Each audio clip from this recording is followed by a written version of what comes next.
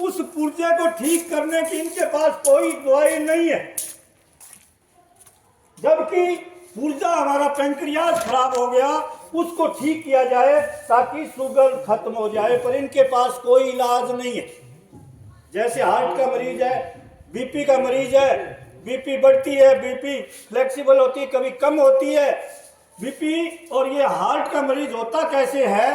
हम जो केमिकल युक्त, हमने जो सियाने होकर ज्यादा उत्पादन लेने के लालच में डीएपी यूरिया स्प्रे का प्रयोग करना शुरू किया, वो खाने में उतना जहर खाने में आता है। WHO ने, विश्व स्वास्थ्य संगठन ने सन 2000 में ये रिपोर्ट देकर कहा था कि आज बच्चा अपनी मां के दूध में 4% जहर पी रहा है। 2000 के बाद जहर बढ़ा, तो उस जहर खाने की वजह से आज हमारी खाद्यान्न में, गेहूं में, किसी भी चीज में 16 पौष्टिक तत्व चाहिए पौधे को। Zinc, calcium, cobalt, iron, phosphorus, nitrogen, इस तरह से 16 तत्व चाहिए। और हम जमीन को दे रहे हैं 2 ही तत्व, डीएपी के द्वारा तो फास्फोरस और यूरिया के द्वारा नाइट्रोजन। बाकी 14 तत्व जो भोजन में हैं वो खत्म हो गए। अब जिंक हमारे जमीन में, गेहूं में है नहीं, तो जिंक ना होने की वजह से जोड़ों में दर्द शुरू हो गया। कैल्शियम कतई नहीं है, कैल्शियम ना होने की वजह से जोड़ों में गैप होना शुरू हो गया। अब इस पर कोई ध्यान नहीं है किसी का। अब इन्होंने कह दिया कि जोड़ों में अगर आपका गैप हो गया तो हम ऑपरेशन करेंगे। ऑपरेशन किसी भी सूरत में कामयाब नहीं है, जबकि बीमार तो जोड़ों का दर्द इसलिए हुआ है कि आपने जिंक नहीं खाया, आपने कैल्शियम नहीं खाया, पर उसमें कोई ध्यान नहीं है।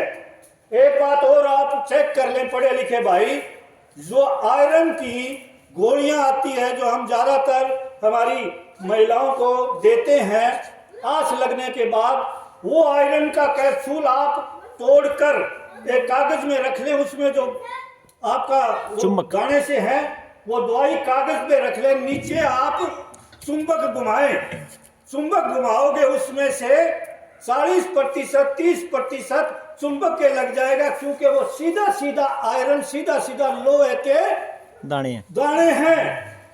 इससे क्या होता है, अधिकतर हमारी महिलाओं, बहनों, बेटियों के पथरी होनी शुरू हो जाती है, और अधिकतर बहनों के वो कचरा जो है, लोहे का जो दाने हैं, वो आंतों में जो है जम जाता है, उससे वो हार्ट की और शुगर की मरीज हो जाती है।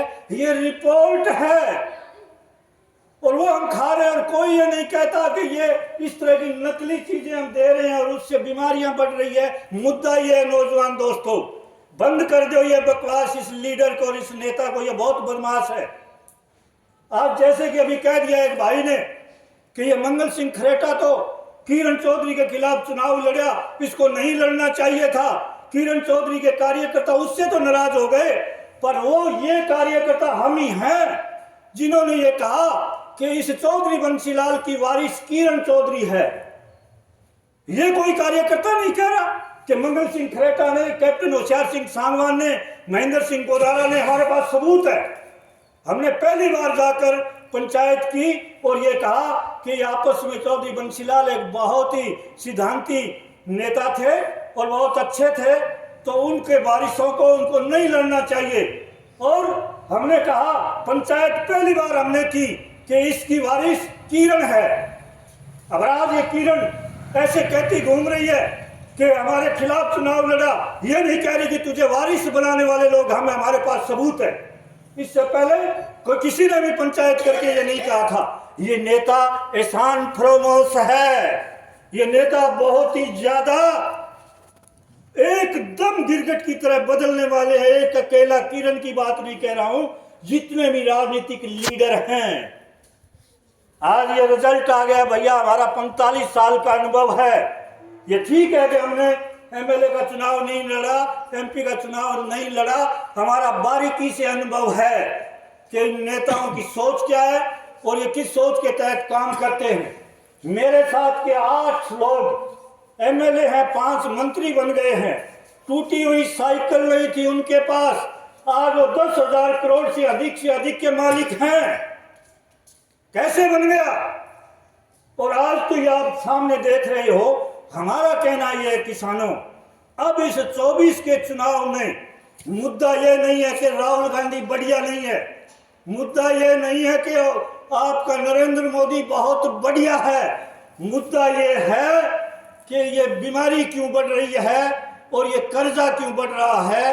दूसरा मुद्दा ये है कि आपने एक आदमी का 16,000 करोड़ रुपया माफ कर दिया। ये जी टीवी का मालिक सुभाष चंद्रा 16,000 करोड़ रुपया भी 1.5-2 महीने पहले माफ किया, अखबारों में आया होगा।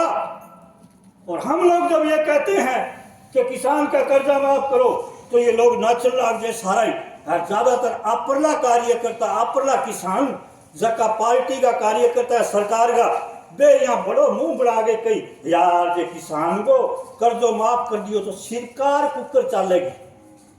बड़ो दुख हुआ मैं एक दिन चर्चा कौन करी थारे सामने कि 16,000 करोड़ एक आदमी का माफ कर दिया, 46,000 करोड़ रुपया 8 आदमी ले गए बाज गया।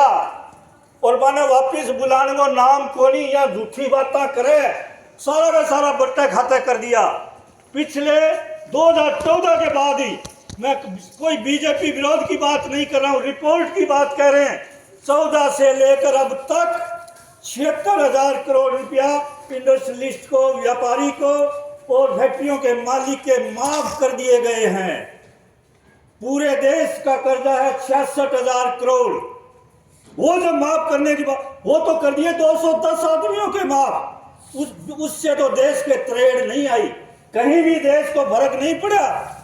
और आपके 140 करोड़ लोगों में से 90 करोड़ जो किसान हैं, उनका 66,000 करोड़ माफ करने की बात करते हैं, तो सारा का सारा नाचन लाग जी और धोती चक जगह नाचे का देश कैसे चलेगा।